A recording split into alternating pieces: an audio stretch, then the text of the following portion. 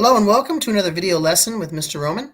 Today we're going to be looking at adding, subtracting polynomials, and this is part 2 of that video, of that lesson, I should say. And we're going to be looking here at the subtracting portion, and starting on, I believe it's example 6 in your notes. So the question starts with, what do you think we would do differently when we subtract polynomials?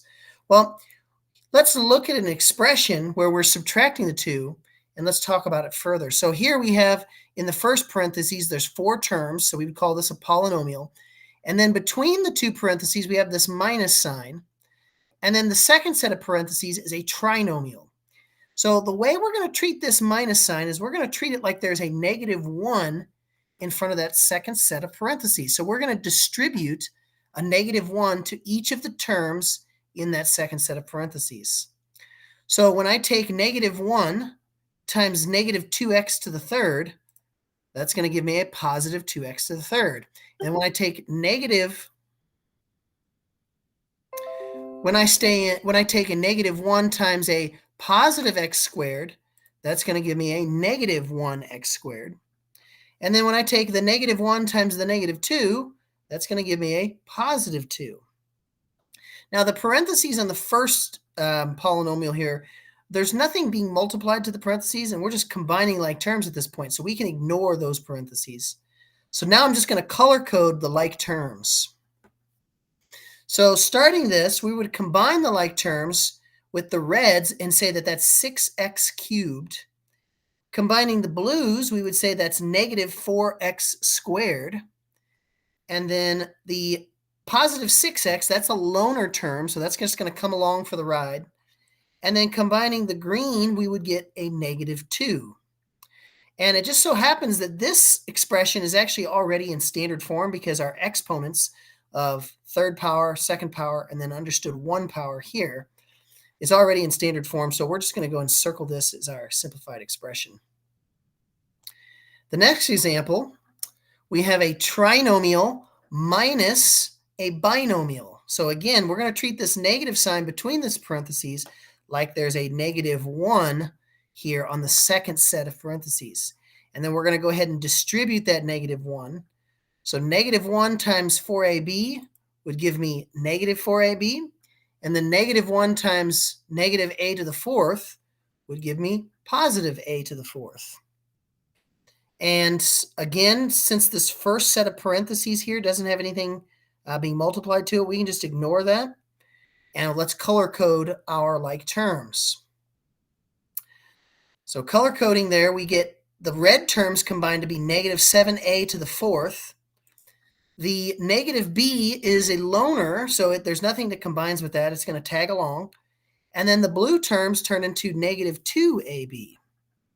And then writing this in standard form of a polynomial, we would circle what we have in the purple there as our final simplified expression. The next example, you have a binomial plus a binomial minus a binomial. So again here, when we're subtracting the polynomial, we're going to treat that like a -1. We're going to distribute the -1 to that set of parentheses. So we're going to take -1 times 2x, which is going to give me -2x. And then we're going to take -1 times -8, which is going to give me positive 8. And then again, with the first two sets of parentheses, since we're adding those and there's nothing being multiplied to them, we can just ignore those and move on to color coding the like terms. So you can see here I've color coded the like terms. Combining the red ones, you get 8x cubed. Combining the blue, you get -2x. And then that positive 8 is a loner term, so it's going to tag along for the ride. And then this expression is already in standard form, so we're just going to go ahead and circle that as our simplified expression. The next example says, write 2 trinomials that have a sum of 3x squared plus x minus 7. So the way we could think about this is we're going to have 2 polynomials. They're both going to be trinomials. What I would do is I would just pick a trinomial to start with. So I went ahead and picked this trinomial. And then now we need to think about the second trinomial and how we're going to add that to the one we have already in order to get the 3x squared plus x minus 7. So let's just start by thinking of the x squared terms, which are in red. So if I know that I've got a 3x squared in my final answer, and I'm starting with a 2x squared, well, I need another 1x squared to give me the 3x squared. Next, looking at the blue term, so the positive 5x, I need it to be a positive 1x in my final answer, so I'm going to make that blue term a negative 4x. And then looking at the green term, we have negative 10. We need our final expression to be a negative 7, so then I'm going to make it a positive 3 to combine. So these two trinomials, when I add them together, give me 3x squared plus x minus 7. So we would circle those two trinomials as our final answer. The next example says fill in the boxes with the values that make the equation true. Well, here, again, we're just going to look for where the like terms are at to start. So we know we have a 9x cubed in our final answer. So let's look at all the places where we have the x cubed. So we have the 6x cubed in the first one. And here we have the box next to the x cubed. So we also have a negative sign before this parentheses. So whatever we put in here, it's going to end up changing the sign. So in order to get a positive 9, we need to put a negative 3 in that box. Okay? Because a negative 1 times that negative 3 would give me positive 3, which would then combine with the positive 6 to give me the positive 9. Next, let's look at the x squared terms. So we know we need a negative 10x squared in our final answer. So we're looking at the positive 6x squared in the middle expression. And then in the first expression, there's a box by that negative 4x. So we can actually put that as a squared.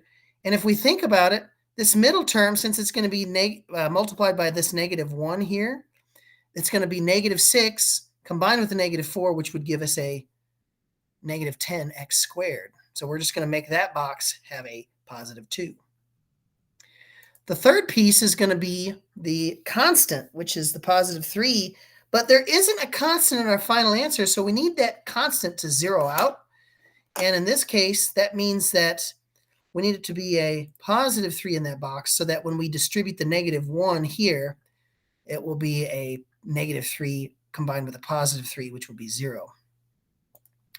So this here would be our final simplified expression. The next example, it says find the missing polynomial that makes this equation true. So kind of like the example we did earlier where we've got to fill in the expression, but let's go term by term. So let's start with the x squared terms. So if I need there to be a 5x squared in my answer, and I'm starting with a 2x squared, well, I know that there's going to be a 3x squared in that expression.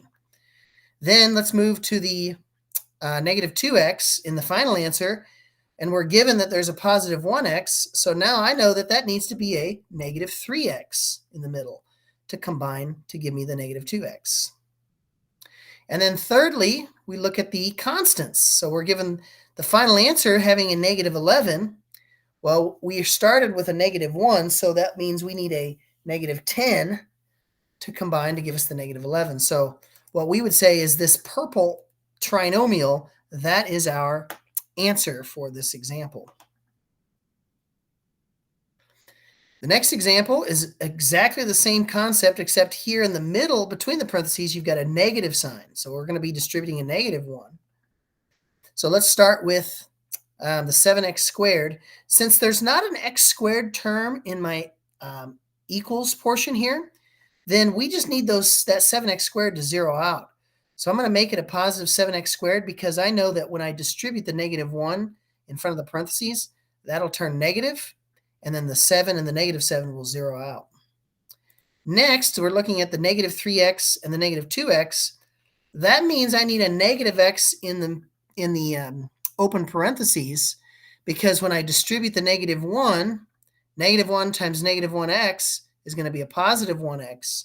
And then that's going to add with the negative 3x to give me the negative 2x.